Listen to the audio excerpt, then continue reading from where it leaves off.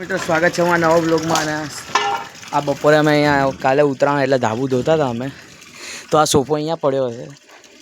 તો બધું પાણી આમ છલકાય ને ટાંકીનું, અમે છલકાઈએ એટલે શું ધોવાઈ જાય બધું, એટલે તમારે ઉચકીના ભરવી ના પડે. તો સોફો અહીંયા પડે ને તો જો આખો ભીનો ભીનો થઈ ગયો હોય.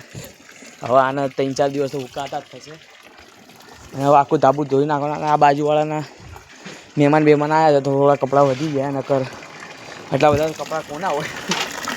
કાંઈ નહીં, જો હવે આખું ધાબુ સાફ કરે, પછી રાતે જઈએ પતંગ લેવા. દોરી તો આવી ગઈ એટલે કંઈ લેવાની થતી નહીં. આજે આ બધું સાફ સફાઈ ચાલે આગળ. તો હા જો શું ટીપણાની અંદર ટીપણું જોયું, ઊંડા વિચાર ટીપણાની અંદર ટીપણું નાખવાનું. 7 ડોલ પાણી ભરી લીધી અને હવે આ સોફો અમે ઉપર ચડાવી દીધો ઉકાવા માટે. ઠંડીનું વાતાવરણ પર તડકો જ લાગે છે, કેમ કે સીધો માથા ઉપર તડકો હોય ને. અને જો આની અંદર અમે આપણે જે પાવડર આવે ને પાવડરની અંદર પાણી નાખીને આ ઘસીને સાફ કરી નાખવાનું. અને કાલે ઉત્તરાયણ એટલે કાલ તો આપણો ફેવરેટ તહેવાર એટલે પતંગ ચગાવવાનો. અને આજે રાતે જઈશું આપણે પતંગ લેવા, એટલે વિડીયોમાં એન્ડ સુધી બને રહેજો. કાલે બતાવીશ અમદાવાદની ઉત્તરાયણ. તમે જુઓ એટલો કચરો નીકળ્યો પાણીનો, અને એમાં અમે સાફ કરી ગયા. કેમ કે આ લગભગ 1-2 મહિના પછી સાફ કર્યું. એનું કારણ કેમ કે લગ્નના કામમાં પડ્યા હોય ને, એટલે ટાઈમ ઓછો મળે. સાઈડનું બધું સાફ થઈ ગયું, હું તમને બતાવું. એકદમ ક્લીન. અને ઓલી સાઈડ બધો કચરો હજી જાય સાફ કરવાનું. અને આપણું મેન કામ વાઇપર દેખાય ને રહ્યું, એનો યુઝ કરીને અહીંયાથી બધું પાણી કાઢવાનું.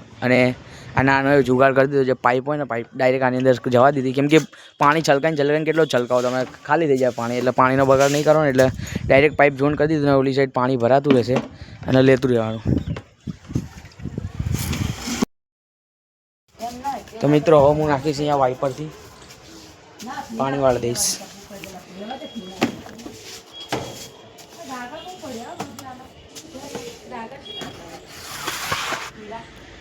આવી દે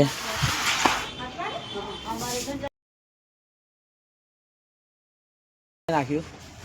અને ધાબુ જુઓ ખાલી કેવું ચોખ્ખું થઈ ગયું, એકદમ વ્હાઈટ. અને આ વાઇપર હવે મૂકી દઈશું આપણે. પણ આ મને તો સોફાનું હશું, આ સોફો પર લઈ ગયો બેહવા માટે રાખ્યો તો કાલ ઉતરાવા માટે. કંઈ નહીં, તમે જુઓ તમને બતાવું. આ કપડાએ બહુ નડ્યા મને, કપડાએ બહુ કરી એક તો.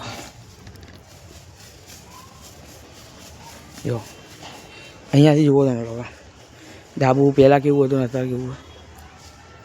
જો પેટ્રોલ પુરાવા જુઓ,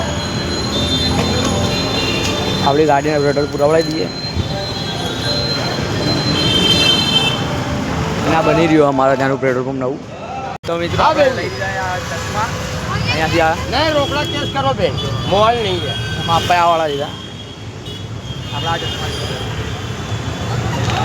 અને અહીંયા ઘણી બધી વેરાયટી બી છે જુઓ, મસ્ત. કાલે ઉતરાણ એટલે લઈ લઈએ આપણે. ઉતરાણના ટ્રાફિક જુઓ ખાલી.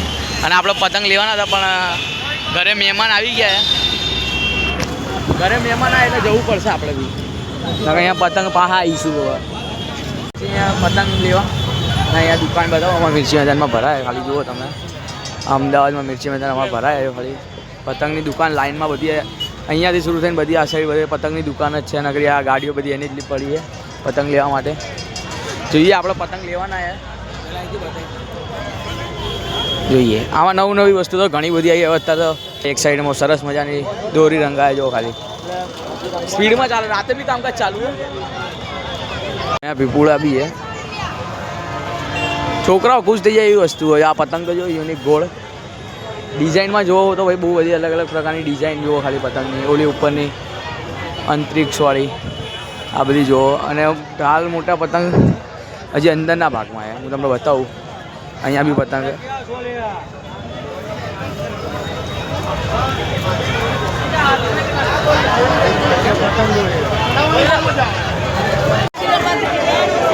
આ જોઈ શકો. આ કંઈક અલગ પતંગ કાપડની પ્લસ ના ઉડે હોય તો ગાળી અને બાળી, મતલબ આ જે સળીની થઈ લગાવેલી છે.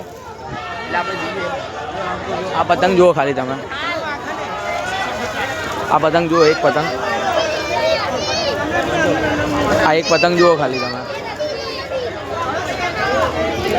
અહીંયા બધી ટોપીઓ વેચાય.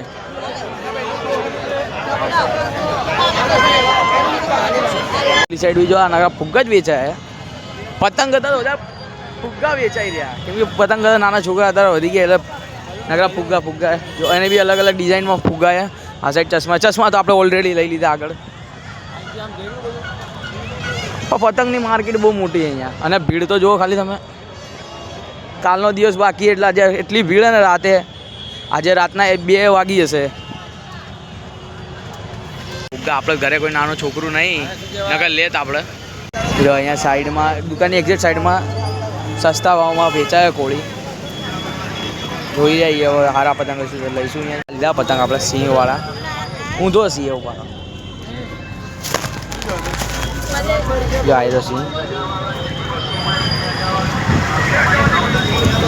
અહીંયા બી ખાસા પતંગ. આજે આ કંઈક પાઈ કંઈક નવી યુનિક વસ્તુ આવી છે જો ખાલી.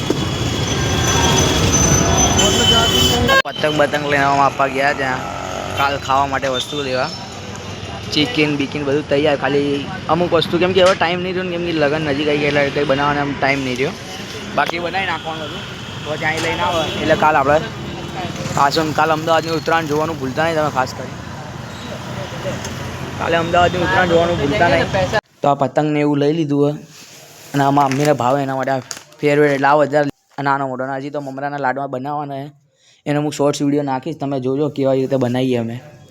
અને મિત્રો અમે ઘરે આવી ગયા એટલે હવે કિનિયાર બાંધીએ થોડી પતંગને, એટલે હું કાલે ડાયરેક્ટ ખાલી ચકાવતા ફાવા આપણને. આમાં આપવાને તો જો હવે મેં ધંધે લગાડી દીધા પતંગ ચકાવવા, કેમ કે એમને બી પતંગ ચકાવવાનો બહુ શોખ અને કિનિયાર બાંધે અત્યારે મારા માટે, અને હું બી બાંધવાનું ચાલુ કરી દઉં. એટલે જો હજી તો ખાસી પતંગ, અમુક પતંગમાં કિનિયાર તો છે જ, અને અમુક પતંગમાં બાંધવાની જે હમણાં નવા લાયા ને એમાં તો પતંગમાં 2 કાણા પાડીને અને અહીંયાથી દોરી આરપાર કરીને બાંધી દીધા. પતંગ તો કિનિયાર તો બધાને બાંધતા આવડતી જશે, ખાલી માપ લેતા શીખવાડો તમને. જો આટલું માપ લઈ લેવાનું, જે તમે જ્યાં કાણું પાડ્યું હોય ને દોરી બાંધવા માટે ત્યાં સુધીનું માપ લઈને આ રીતે ગાંઠ મારી દેવાની.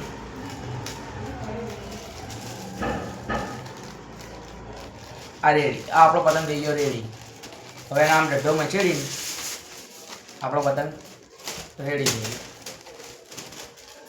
આ સિંહવાળો પતંગ હો ભાઈ, વાઘ. આ પતંગિયાવાળો.